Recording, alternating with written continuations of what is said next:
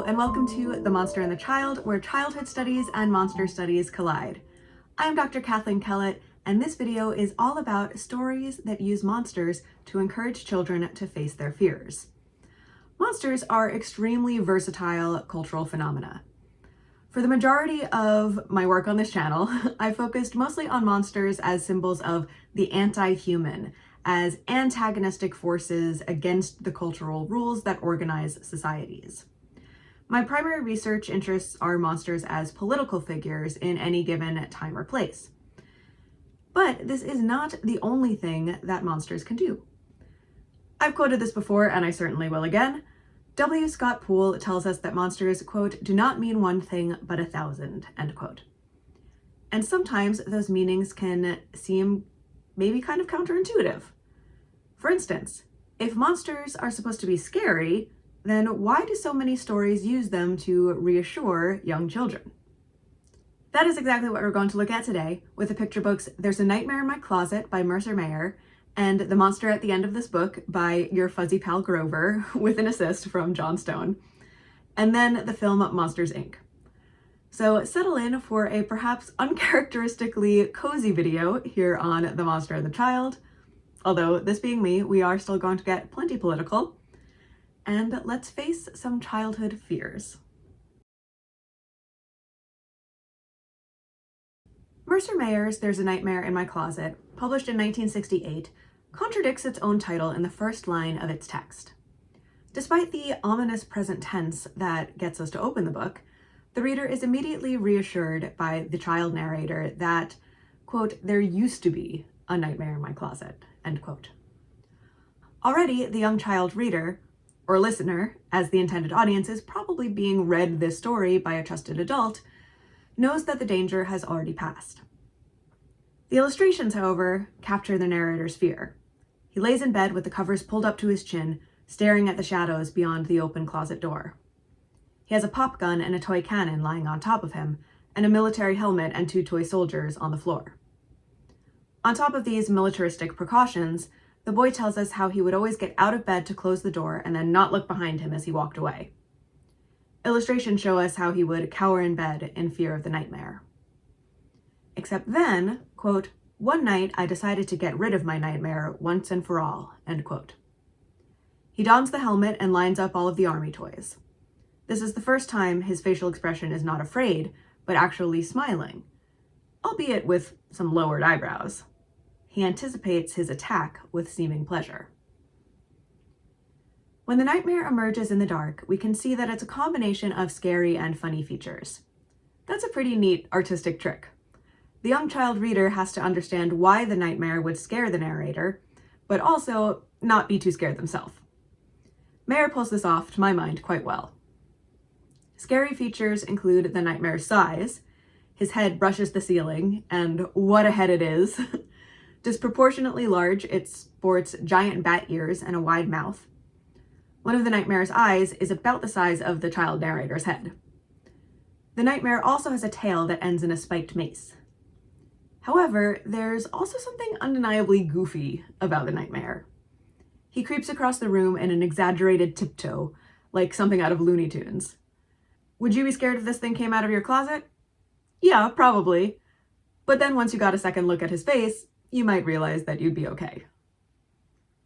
Indeed, as soon as the narrator turns the lights on, the nightmare is a lot less scary.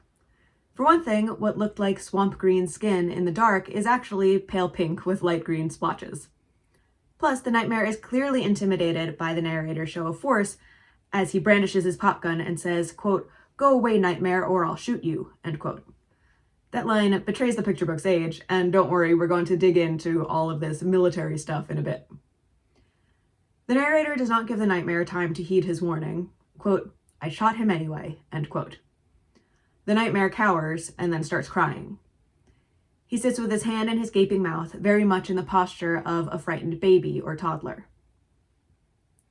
The narrator begins to process his own emotions. Quote, I was mad, but not too mad, end quote. He admonishes the nightmare to quiet down so he doesn't wake up his parents. When that doesn't work, the narrator takes the nightmare's hand and tucks him into bed. The military toys are now abandoned as the narrator reaches up to pat the giant creature on its knee. He even closes the closet door for him, which makes the nightmare smile tremulously. The narrator reasons that they can't have another nightmare come out of the closet because, quote, "my bed's not big enough for 3, end quote. They both peacefully fall asleep side by side, and then another nightmare does, in fact, pop his head out of the closet. This one is also very goofy looking, with orange stripes and a friendly grin. Despite the presence of monsters, it turns out there's nothing to fear. In the introduction to the edited collection, Reading in the Dark, Horror in Children's Literature and Culture, Jessica R. McCourt discusses the subgenre of faux horror, which is often the introduction of very young children to horror genre tropes. While horror proper is intended to frighten, faux horror, quote, "tends to domesticate terror and make the frightening funny," end quote. It, quote, "adopts what has traditionally been found terrifying and adapts it into something to be befriended and desired," end quote. In other words, if we're trying to answer our opening question, why use monsters to help children feel less afraid, it's precisely because children already know that monsters are supposed to be scary. And that's sort of interesting, right? Listen, early childhood cognition is extremely far from my area of expertise, but it's amazing how much cultural information children learn without being directly told. I mean, ideally, most adults are not going around detailing all the types of monsters we've come up with to like toddlers and then telling them that they should be afraid of them. For probably the majority of, for example, American children, the first time the concept of monster comes up in direct communication, it's from an adult telling them not to be afraid. But the concept is so culturally ubiquitous that it's already there, from a combination of just observation of cultural artifacts, and here I'm remembering my nephew as a baby loving all of the neighborhood Halloween decorations, in addition to the child's own imagination and development as the brain learns how to prepare for potential danger. I am not going to get all heavy on the Evo psych here, but we can't deny that kids' brains are building ancient survival skills as they grow, and fear is nothing if not a survival skill. It tells us when we need to flip that fight or flight switch. This is especially true at nighttime, when we can't see well or we are in the, quote, "weak and defenseless," end quote, state of sleep, as Mary Louise Maines points out in her article, Monsters at Bedtime, Managing Fear in Bedtime Picture Books for Children. That is part of why the bedroom setting is so effective, as it acknowledges that the child may experience fear in that place in a heightened way, even if they are safe. Besides, when most experiences are still so new, because you're a kid who only got here like 3 or 4 years ago, it can be difficult to parse between real danger and imagined threats. Faux horror uses the language of the horror genres, often at this stage the visual language, like in the illustrations of the nightmare, to help kids start to make these distinctions. It's successful because we can rely on kids to already have formed conceptual categories of monster just from hanging around in society for a few short years. There's a Nightmare in My Closet, through both its text and illustrations, models behaviors and values that its readers can imitate when facing their own fears. McCourt writes that texts like this one are modeled on, quote, "a pedagogy of bravery and choice that operates on the cultural belief that fear is a weakness to be overcome, or at the very least handled with intelligence," end quote. I imagine some of my viewers may bristle, as I did, at this idea of fear as weakness, but it is very baked into our culture. The whole idea of overcoming fears is kind of predicated on that notion. It's just that a lot of parents and teachers, the ones who tend to share my values at least, and probably yours based on the general vibe of my viewership, they would now reframe that into helping kids identify which fears are founded in reality and which are not, as opposed to conquering a weakness. Which, to be fair, is also what's going on in these faux horror texts, as McCourt points out. They, quote, "teach readers and viewers how to weigh and determine the best possible course of action," end quote. They also, quote, "allow young readers and viewers to express deep-rooted feelings that aren't always pretty," end quote. Hence, we see Mayer's narrator both very afraid as well as mad, but not too mad.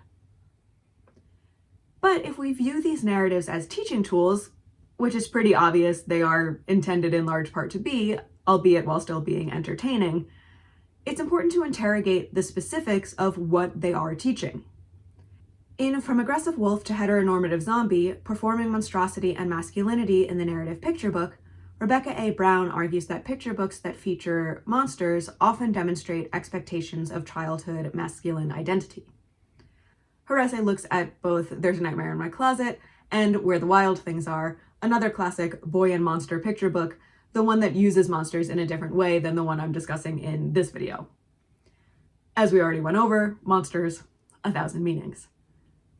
For There's a Nightmare in My Closet, Brown calls attention to the way the child narrator reveals assumptions about the imagined child reader. After all, this text is clearly set up for the child reader to identify with the narrator, to take his behaviors as a blueprint for tackling their own fears. So what kind of constructed child is this literary figure? Well, a white male one. The bedroom setting, according to Brown, establishes a geography of early childhood that is tied to gender and class.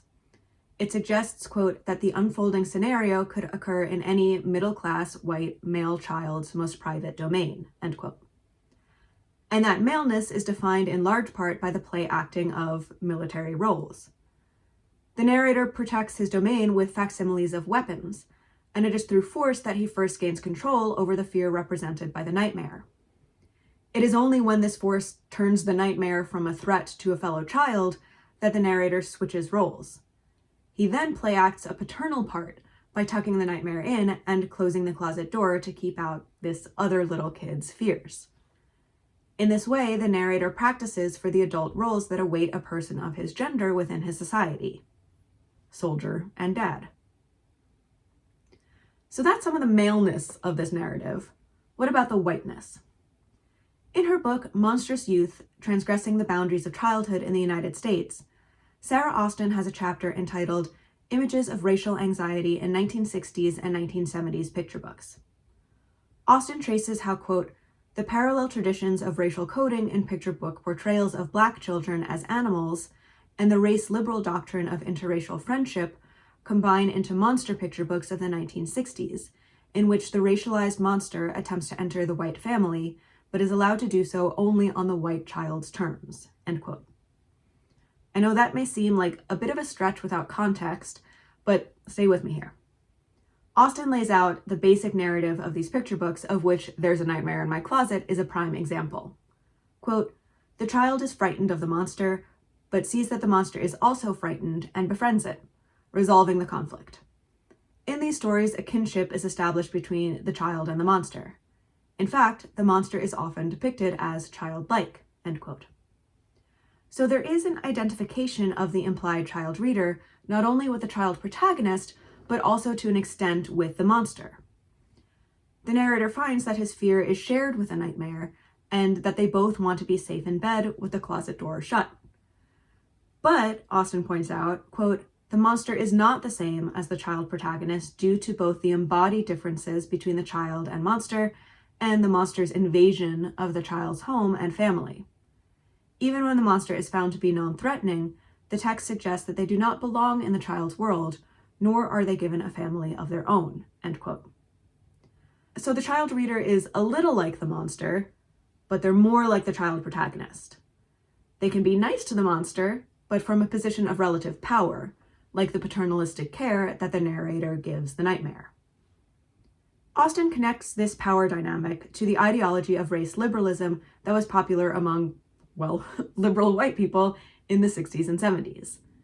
Now, of course, there were worse racial ideologies that white people could and did have in this time period and today, but race liberalism can be identified by its unwillingness to engage with issues of racism as systemic. Instead, race liberalism imagines racism being solved by interracial friendship, especially among young people as they became more integrated. Due to, the civil rights movement working against systemic segregation, but shh.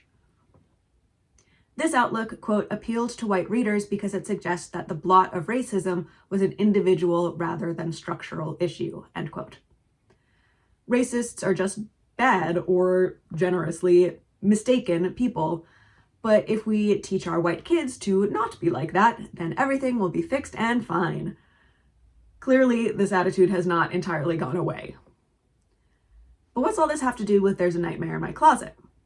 Well, Austen traces how allegories for race had historically been portrayed in children's literature through animal and monster stories, from encouraging white children to have compassion for enslaved people by comparing them to pets in abolitionist literature, to benevolent colonization tales like Babar and Curious George, to the anti-segregationist fable of Dr. Seuss's Sneetches.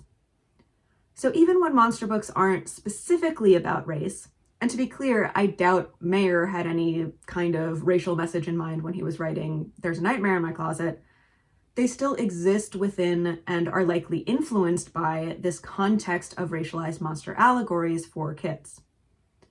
Pair this history with the fact that the white child protagonist has all of the agency in the story, and we can see where these narratives may be reproducing some taken for granted assumptions. Austen argues that these stories show the monster as a child figure who can't make their own decisions and needs to be magnanimously accepted and then taken care of by the white child protagonist. In There's a Nightmare in My Closet specifically, Austen points out that the narrator accepts one nightmare, but still has the power to reject more monsters since the bed isn't big enough for 3. And that's this white child's decision to make to control his own space. I don't include Austen's analysis to say that There's a Nightmare in My Closet is 100% bad, actually. I don't love the gun stuff in it now, but I do remember being read this book as a very little kid and enjoying it. I have vague memories of being particularly captured by the illustrations of the nightmare crying, which does kind of seem like a portent for my entire personality to follow. But it is important to put these books in the context of their time, especially when they are part of a larger trend of monster storytelling.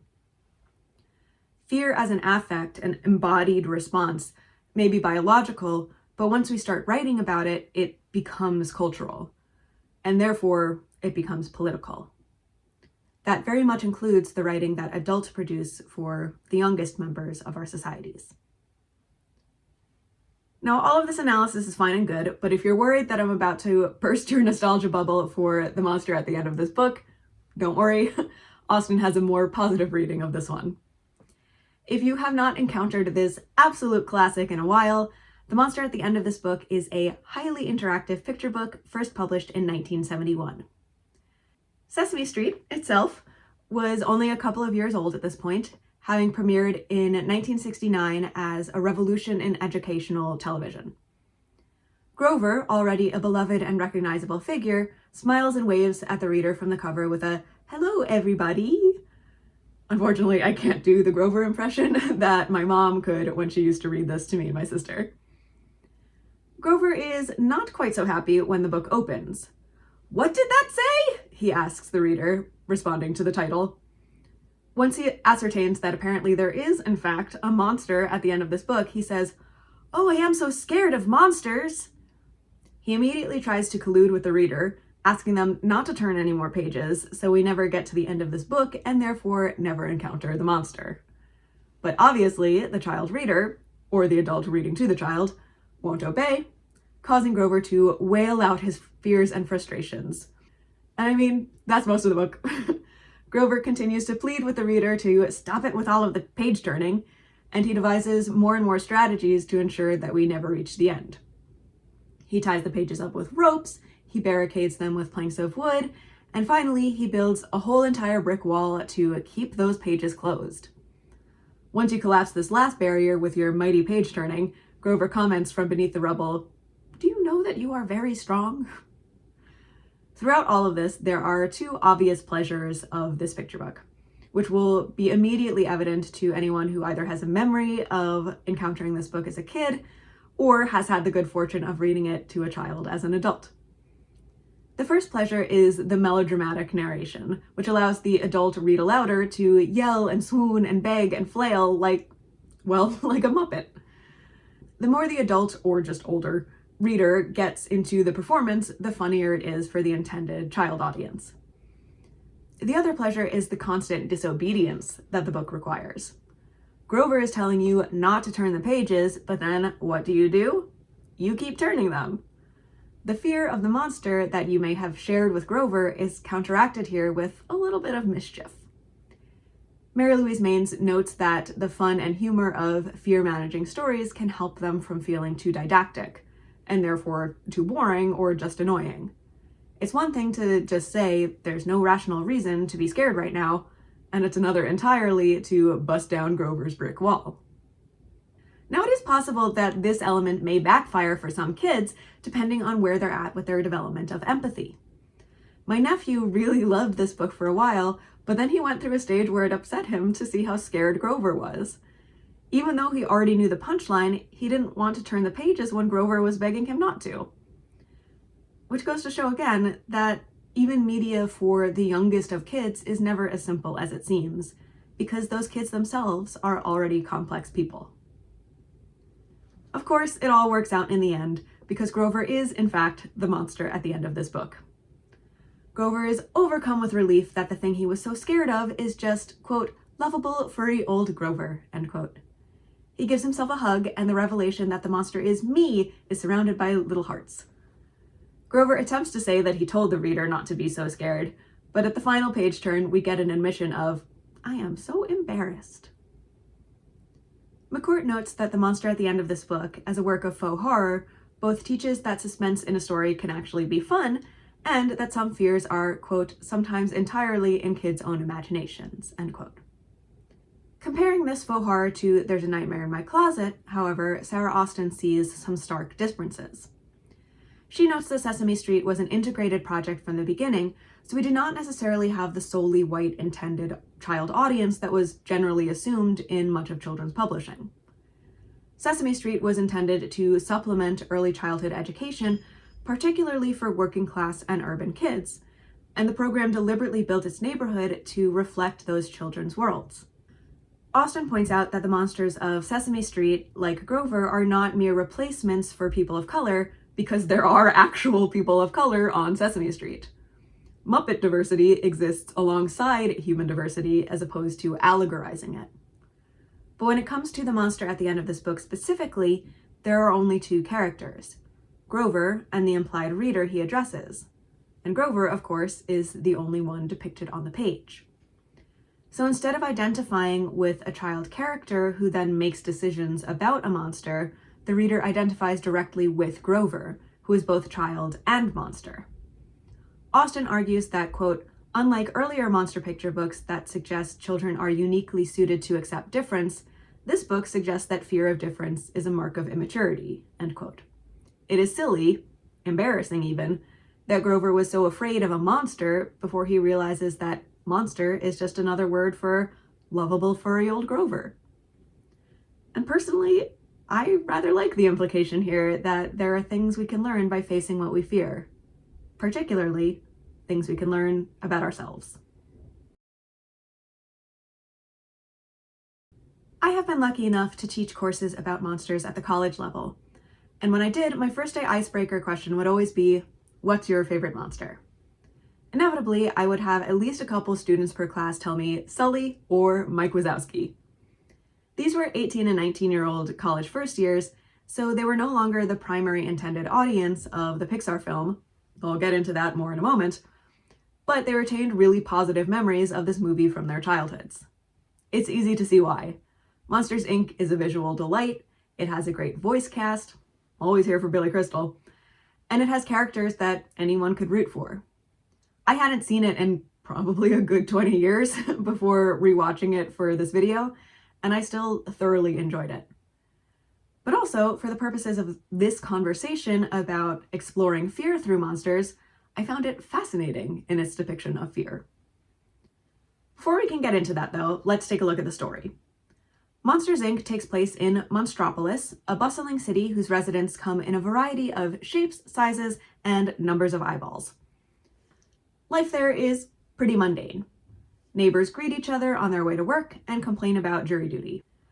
At the heart of the city is the titular energy company, which harvests children's screams to power the city. Scarers, like the Big Blue Sully, travel through portals to the human world, children's closet doors, and terrify kids so that back on the other side of the portals, workers like Mike Wazowski can fill up the scream canisters to be converted into electricity. Sully and Mike are the dream team of the plant, always at the top of the board for the most screams collected. Even so, the city is facing a worsening scream shortage and therefore a looming energy crisis. It turns out that kids these days, quote, just don't get scared like they used to, end quote. Every time a child isn't frightened of their scarer, their door gets scrapped and the city loses another energy source. What's the cause behind this crisis? Apparently, for human kids, quote, the window of innocence is shrinking, end quote. You can imagine that line setting off a siren in my house, summoning me to the scene. Children as young as 6 are no longer scared of monsters in their closets. This is implied to be the fault of desensitizing violent media. The monsters, however, are not losing their fear. Scaring is considered an incredibly dangerous job, as children are believed to be toxic and infectious. Any artifact of the children's bedroom that comes back through the door has to be decontaminated and quarantined, along with the scarer themselves. God forbid an actual child ever makes it through. So obviously that's exactly what happens. But first, let's pause. One thing I kept thinking about through the opening sequence of this film was how old exactly is the intended audience here? Now that's never as straightforward a question as it may seem. Lots of children's media has a dual audience of both kids and adults, with aspects of the story that appeals to the age demographics on different levels. That's pretty par for the course for Pixar in particular. But with Monsters, Inc., we have a story that features both kids and adults, but neither of the ages of those characters are the ages of the implied audience children. This movie only works for kids outside of that window of innocence. That is, kids who themselves are too old and essentially genre savvy to be afraid of monsters in their closets themselves. Now, I say it only works with the understanding that younger kids do watch and like this movie. My 3-year-old niece is quite the fan of Mike Wazowski, though I don't think she's seen the entire film through yet, which is kind of my point. While a toddler can certainly enjoy the funny little eyeball man, they're not going to have the context to grasp the plot and much of the humor. So while Monsters, Inc. can function similarly to the picture books we discussed earlier, by assuaging fears through portrayal of monsters as funny and friendly behind their alarming appearances, I don't think that's the film's primary thematic through line. Much of this comes down to who the audience is positioned to identify with. In There's a Nightmare in My Closet, the implied child reader identifies with the child narrator. In The Monster at the End of this book, the reader identifies with Grover, who, as we've discussed, is both child and monster. But in Monsters, Inc., the implied child viewer is most likely to identify with the protagonist Sully or the deuteragonist Mike, both of whom are full adults with factory jobs. The child in the movie, Boo, doesn't appear for quite a while, and when she does, she is considerably younger than viewers who would be able to understand the full plot of this movie. Toddlers like Boo could watch the movie and identify with her, to be sure, but they're not going to really follow the emotional through line of the film as it pertains to Sully and Mike. So, for the viewer who is intended to comprehend the whole movie, the identification is with adults who have adult concerns and adult fears. First of all, the monsters fear the impending energy crisis. This is definitely one of those aspects of the film that presumably plays differently for the dual audience. But that's not to say that children aren't aware of their parents' economic concerns, especially if money is tight within the household. So while the direct parallels to fossil fuels may not register as strongly for an elementary schooler as an adult, the idea that the city won't be able to meet the monsters' needs can still come across. The monsters are also preoccupied with workplace politics and competition. A lot of this could translate pretty easily into school setting concerns. Sully and the devious Randall are vying for the top spot as the record-breaking scarers, and Randall's jealousy fuels his villainy. Mike, meanwhile, has a subplot about his romantic relationship with Celia as he struggles with his work-life balance, and then his work-life dealing with a human stowaway balance. That part is less likely to apply directly to an elementary school age audience, but there are plenty of romances that are intended for kids. Just look at most of the Disney catalog. I point this all out, though, to note that as children's worlds grow more complicated, so do their monster stories, because so do their fears. And if the picture books convey the message that a little kid can face their fears, a story like Monsters, Inc. can show that children are not the only ones who may feel worried or anxious. Adults have fears to face too. Sully accidentally lets Boo into his world when he notices a door in the workstation after hours. Her appearance in Monstropolis brings a storm of chaos and panic. Her nickname, of course, comes from her cheerful expression of scariness, imitating the monsters who she, for the most part, doesn't really fear. The monsters, however, are petrified. Rumors fly about the rogue child's laser vision and mind powers. At first, Sully and Mike are mostly concerned with returning her to her door without anyone finding out that they've come in contact with her, as they would have to suffer a humiliating quarantine, complete with career setbacks. But Sully quickly picks up on the fact that Boo is not actually as scary as she's been made out to be, though Mike takes longer to convince. Quote, "That thing is a killing machine," end quote, he insists, as Boo is engaged in the favorite toddler pastime of making herself dizzy. The exaggerated fear of Boo is sort of an inverse of the monsters themselves being so mundane. The humor comes from the ridiculousness of the notion of being scared of any of them. In Invisible Monsters, Vision, Horror, and Contemporary Culture, Jeffrey Andrew Weinstock explains that the monster's fear of humans in Monsters, Inc. demonstrates how fear is a cultural thing. Quote, "What one culture considers normal may be considered exotic by another," end quote. Therefore, the child viewer is prompted to think twice about the things they may be afraid of, especially if they've been told to be afraid of them. But that doesn't mean that there aren't real things to fear. The reason that Boo's door was present after hours was that Randall, her designated scarer, was working for a secret project on behalf of Henry J. Waternoose III, the owner of Monsters, Inc. Mr. Waternoose had appeared throughout much of the film as a benevolent mentor figure to Sully, but genre-savvy viewers may have known not to trust his fancy waistcoat and bow tie, even more than his crab legs and many eyes. Greed is something to fear, especially when it leads to extractive actions. In this case, quite literally. Waternoose and Randall plan on kidnapping children and hooking them up to scream extractors, essentially torture devices that hook onto kids' faces. Maybe those not-so-innocent children aren't as scared of monsters in their closets as they used to be, but we can sure count on them to scream, and scream and scream and scream, if we whisk them away and feed them into the gears of our industrial machine.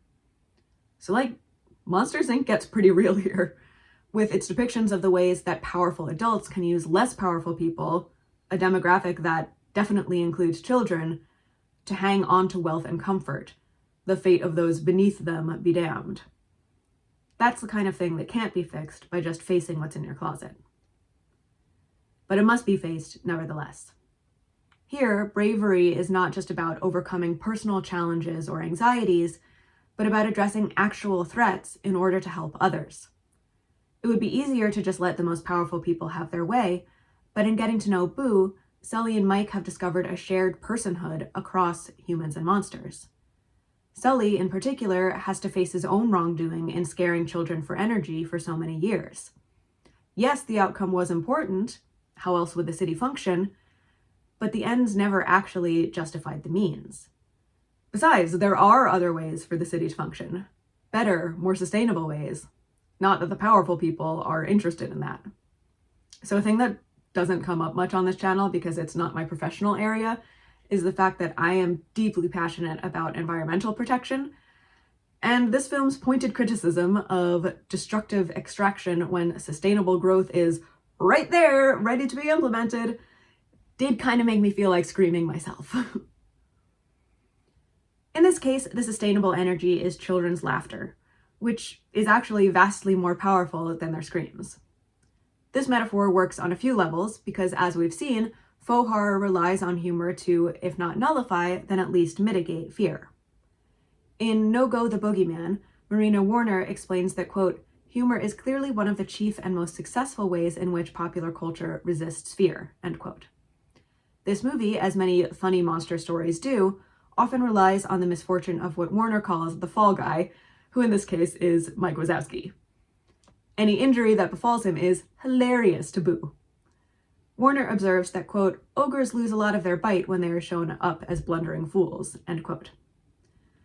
But while slapstick isn't necessarily my cup of tea humor-wise, this isn't necessarily just more of the same in terms of deriving benefit from someone else's pain.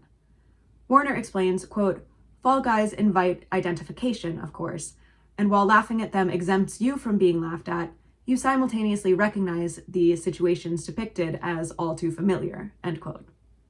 As the viewer had already been invited to identify with Mike, even the humor at his expense can invite fellow feeling. Monsters, Inc. lets kids know that a lot of the things that scare them don't necessarily go away when they grow up.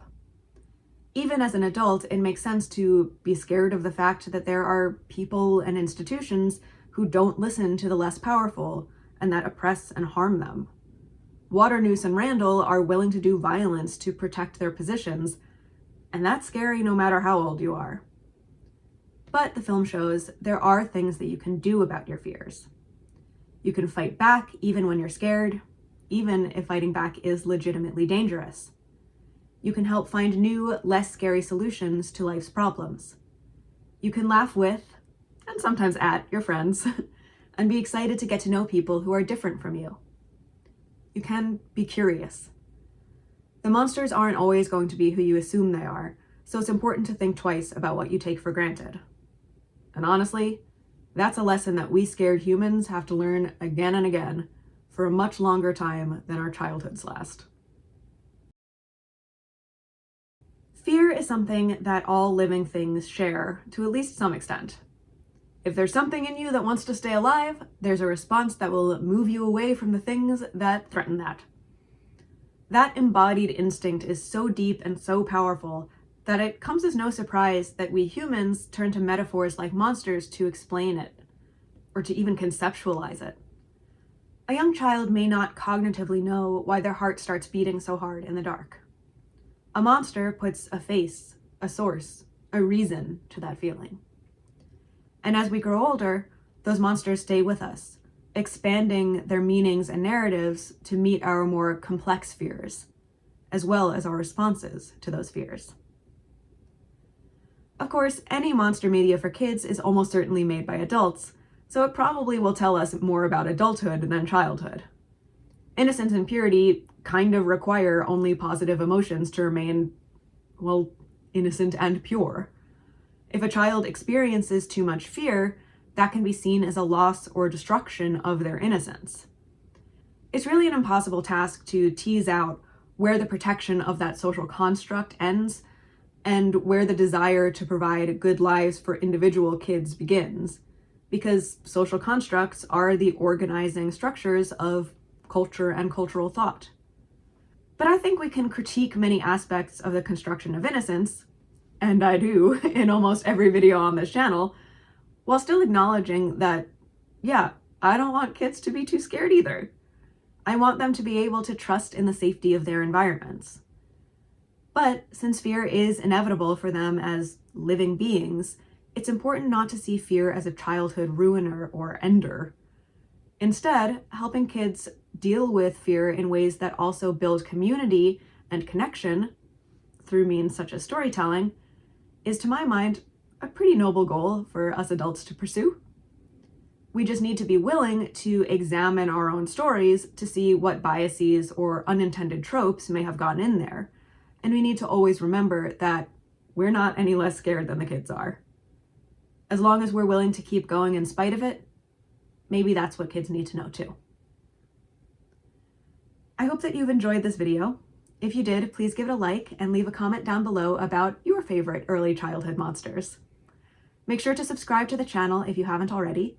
We have video essays here every 2 weeks, and on the off weeks, I'm releasing chapters from my YA manuscripts, Our Sharp Forsaken Teeth, which features a genetically engineered werewolf. I am also making some moves on preparing my youth book club and mentorship services from the business side of things. So soon we will start fundraising, which will provide lots of fun opportunities for some extra content on here. The next video essay will continue this theme of exploring the concept of fear through monster stories, except this time we'll be looking at adolescent fears, so it's going to be a lot less friendly than this video, but hopefully it's still just as much fun. Until then, take care, and I will see you soon for more monstrous food for thought.